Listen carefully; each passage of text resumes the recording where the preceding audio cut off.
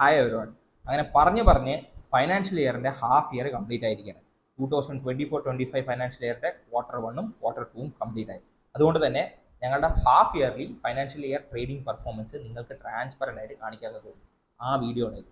അപ്പോൾ ഈ വീഡിയോ തുടങ്ങുന്നതിന് മുന്നേ എനിക്ക് ഇമ്പോർട്ടൻ്റ് ആയിട്ട് ഒരു കാര്യം പറയാനുണ്ട്. ഇതിന് മുന്നേ ഞങ്ങൾ പോയ ഫൈനാൻഷ്യൽ ഇയറിന്റെ പെർഫോമൻസ് ട്രാൻസ്പെറന്റ് ആയിട്ട് കാണിച്ച ഒരു വീഡിയോ ഞങ്ങളുടെ ചാനലിൽ അപ്ലോഡ് ചെയ്തിട്ടുണ്ട്.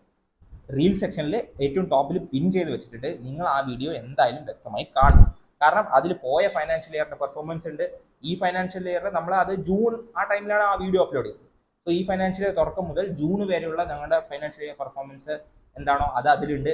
ഞങ്ങൾ എത്ര ക്യാപിറ്റൽ യൂസ് ചെയ്തുന്നുണ്ട്, ഞങ്ങൾ ഏതൊക്കെ ബ്രോക്കർ യൂസ് ചെയ്തുന്നുണ്ട്, എത്ര ക്യാപിറ്റൽ ഇടയിൽ ആഡ് ചെയ്തുന്നുണ്ട്, എല്ലാ ഡീറ്റെയിൽസും ഒരു സമ്മറി ടേബിളായിട്ട് നമ്മളത് കൊടുത്തിട്ടുണ്ട്.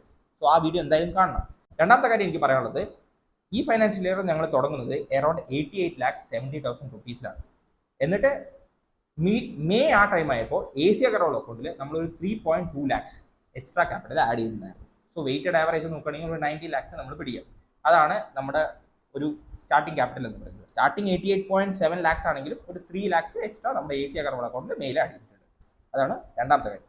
മൂന്നാമത്തെ കാര്യം, 1 CR എന്ന ക്യാപിറ്റലിലേക്ക് നമ്മൾ റീച്ച് ആയപ്പോൾ പിന്നെ 1 CRന്റെ മെയ്തേ നമ്മൾ കിട്ടുന്ന പ്രോഫിറ്റുകളും കോമ്പൗണ്ട് ചെയ്യാൻ, ട്രേഡിങ്ങിന് കോമ്പൗണ്ട് ചെയ്യാൻ നമ്മൾ യൂസ് ചെയ്തിട്ടില്ല. ആ ക്യാപിറ്റൽ നമ്മൾ പുറത്തേക്ക് എടുത്തിട്ട് ഇൻവെസ്റ്റ്മെന്റ് പർപ്പസിന് യൂസ് ചെയ്യാണ് ചെയ്തത്. നമ്മൾ ഇപ്പോൾ കറന്റ് ഒരു ഏഷ്യ കറോൾ അക്കൗണ്ടും ഒരു IFL അക്കൗണ്ടാണ് യൂസ് ചെയ്യുന്നത്. പക്ഷേ ഈ ഫൈനാൻഷ്യൽ ഇയറിലെ തുടക്കത്തിൽ ഏപ്രിൽ മാസം ഞങ്ങൾ വേറൊരു IIFL, വേറൊരു യൂസറിന്റെ പേരിലുള്ള IIFL ആണ് നമ്മൾ യൂസ് ചെയ്തുകൊണ്ടിരുന്നത്. ഏപ്രിൽ മാസം കഴിഞ്ഞപ്പോഴാണ് ആ ക്യാപിറ്റൽ എടുത്തിട്ട് നമ്മൾ പുതിയ IFL, ഇപ്പോൾ നിങ്ങൾ കാണുന്ന 100 Day പീന ചാലഞ്ചിലൊക്കെ കാണുന്ന IFL അക്കൗണ്ടിലേക്ക് ക്യാപിറ്റൽ ഷിഫ്റ്റ് ചെയ്തത്. സോ രണ്ടും രണ്ട് അക്കൗണ്ടിലാണ് ട്രേഡ് ചെയ്തിരിക്കുന്നത്. അതൊക്കെ മനസ്സിലാവാനാണ് പോയ ആ 1 year P&Lന്റെ ഡീറ്റെയിൽസ് ഇട്ട ആ വീഡിയോ നിങ്ങളടുത്ത് വ്യക്തമായിട്ട് കാണണം പറയുന്നത്. അതിൽ വ്യക്തമായിട്ട് പറഞ്ഞിട്ടുണ്ട് കാര്യം. സോ ഇനി ബാക്ക് എൻഡ് തുറന്നിട്ട് നിങ്ങൾക്ക് റിസൾട്ട്സ് ഒക്കെ പ്രോപ്പറായിട്ട് കാണിച്ചു തരാം. So I am handing over this video to one of the team member in our team.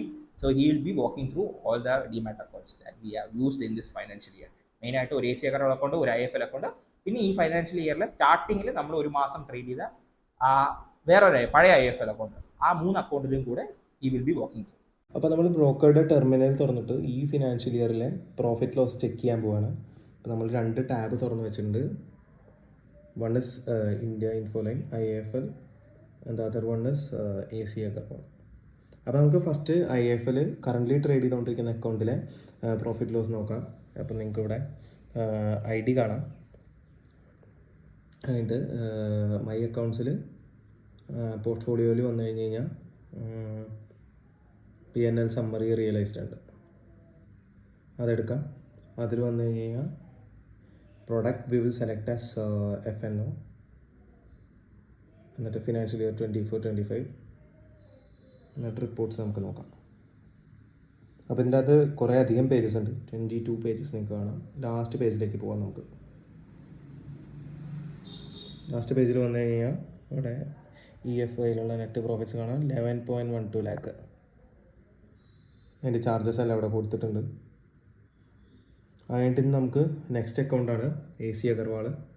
ആ അക്കൗണ്ടിൽ നോക്കാം. ഇതാണ് അവരുടെ ബാക്ക് എൻഡ് വരുന്നത്. അപ്പോൾ ഇതിൻ്റെ അകത്ത്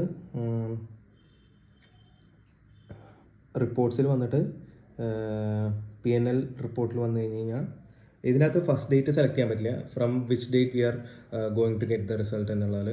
അപ്പോൾ 2 മാത്രമേ സെലക്ട് ചെയ്യാൻ പറ്റുള്ളൂ. മറ്റേത് April 1 ഫിക്സ്ഡ് ആണ് ഫിനാൻഷ്യൽ ഇയറിൻ്റെ സ്റ്റാർട്ടിങ്. അപ്പോൾ ഡേറ്റ് ഇന്നത്തെ കൊടുത്തു, ഇന്നിപ്പോൾ October 1 ആണ്. എന്നിട്ട് ഡെറിവേറ്റീവ്സ് സെലക്ട് ചെയ്യാം നമുക്ക്. ഡെറിവേറ്റീവ്സ് അതിനായിട്ട് വ്യൂ റിപ്പോർട്ട് കൊടുക്കാം.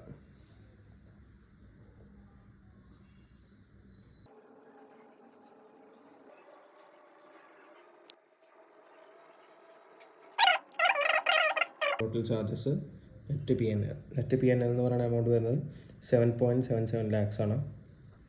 ഇനി നമ്മൾ കഴിഞ്ഞ വീഡിയോയിലും പറഞ്ഞിരുന്നു, നമ്മൾ ലാസ്റ്റ് ഇയർ ഈ ഫിനാൻഷ്യൽ ഇയർ സ്റ്റാർട്ടിങ്ങിൻ്റെ അകത്ത് നമ്മൾ വേറൊരു അക്കൗണ്ടിൽ ട്രേഡ് ചെയ്തിട്ടുണ്ടായിരുന്നു, IIFLൻ്റെ തന്നെ. അപ്പോൾ ആ അക്കൗണ്ടാണിത്. ജസ്റ്റ് അക്കൗണ്ട് ഒന്ന് കാണിച്ചു തരാം. ഓൾറെഡി റിപ്പോർട്ട്സ് എടുത്ത് വെച്ചതായിരുന്നു. സോ ഇതാണ് ആ അക്കൗണ്ട്. അപ്പോൾ ഇതിൻ്റെ അകത്ത് നമുക്ക് വന്നിട്ട് മൈ അക്കൗണ്ട്സിൽ മൈ അക്കൗണ്ടിൽ വരാം, ലോഡ് ആയിക്കൊണ്ടിരിക്കാം. അപ്പോൾ ഇവിടെ മൈ അക്കൗണ്ടിൽ പോർട്ട്ഫോളിയോ PNL സമ്മറി റിയലൈസ്ഡ്. നമുക്ക് FNO സെലക്ട് ചെയ്യാം. FY 24-25 സെയിം തന്നെ. ലാസ്റ്റ് പേജിലേക്ക് പോകാം നമുക്ക് ജസ്റ്റ്. അപ്പോൾ ഇവിടെ ഓക്കെ, ലാസ്റ്റ് പേജല്ല വന്നത്. ലാസ്റ്റ് പേജിലേക്ക് വന്നു കഴിഞ്ഞാൽ ഹാൻഡിൽ കൂടെ കാണാം 94,000 സംതിങ്. അപ്പോൾ ടോട്ടൽ വരുന്നത് ഒരു 94K വരുന്നുണ്ട്. പിന്നെ 11.12 ലാക്ക്, പിന്നെ 7.77 ലാക്ക്, നെറ്റ് ഒരു 19.84 ലാക്സ് വരുന്നുണ്ട്. റൗണ്ട് ഓഫ് ചെയ്തിട്ട് 20 ലാക്സ് എന്ന് പറയാം. അപ്പോൾ ഒന്ന് സമ്മറൈസ് ചെയ്ത് പറയാനാണെങ്കിൽ ഫൈനാൻഷ്യൽ ഇയർ 24-25 ഹാഫ് ഇയർലി കഴിഞ്ഞിരിക്കുകയാണ്. ഹാഫ് ഇയറിൽ മാർക്കറ്റ് പ്ലൂഡസ് ഉണ്ടാക്കിയിരിക്കുന്നത് 19,83,000 ആണ് FNO ട്രേഡിംഗ് മാത്രം. ആൻഡ് അത് ഡിവൈഡഡ് ബൈ നമ്മുടെ സ്റ്റാർട്ടിംഗ് ക്യാപിറ്റലായ 90 ലാക്സിൽ ഡിവൈഡ് ചെയ്യുകയാണെങ്കിൽ നമ്മൾ ഉണ്ടാക്കിയിരുന്ന റിട്ടേൺ എന്ന് പറയുന്നത് 22% ആണ്. And we are so happy about our performance. കാരണം ഒരു ഇയറിൽ നമ്മൾ ക്ലോസ് ചെയ്യാൻ ഉദ്ദേശിക്കുന്നത് 40% ആണ്. ആൻഡ് ഹാഫ് ഇയർലിയിൽ 22% നമ്മൾ ക്ലോസ് ചെയ്യാൻ പറ്റുകയാണെങ്കിൽ we are in the line. Correct നമ്മുടെ ഗോളിലേക്ക് റീച്ച് ആവുന്നുണ്ട് എന്നാണ് നമ്മൾ എക്സ്പെക്ട് ചെയ്യുന്നത്. And pledge mutual fund pledge ചെയ്തിട്ട് ഡെറ്റ് ഫണ്ട് നമ്മൾ പ്ലജ് ചെയ്തിട്ടുണ്ടായിരുന്നു ട്രേഡിങ്ങിന് വേണ്ടിയിട്ട്. അതിൽ കുറച്ച് ഒരു റിട്ടേൺ ഉണ്ട്, ഒരു 3-4 ലാക്സ് ഉണ്ട്. അത് നമ്മൾ കൺസിഡർ ചെയ്തിട്ടില്ല, കാരണം അത് ബുക്ക് ചെയ്തിട്ടില്ല, അത് റിയലൈസ് ചെയ്തിട്ടില്ല. അപ്പോൾ അതുകൂടി ആഡ് ചെയ്യുകയാണെങ്കിൽ മേ ബി 24-25% നമ്മൾ വരും. പക്ഷേ അത് നമ്മൾ കൺസിഡർ ചെയ്യുന്നില്ല. അപ്പോൾ 22% ആണ് മാർക്കറ്റ് പ്ലൂഡസ് ഹാഫ് ഇയർലിയിൽ ഉണ്ടായിരിക്കുന്നത്. അപ്പോൾ അത്രേ ഉള്ളൂ, വേറെ ഒന്നുമില്ല. ബൈ.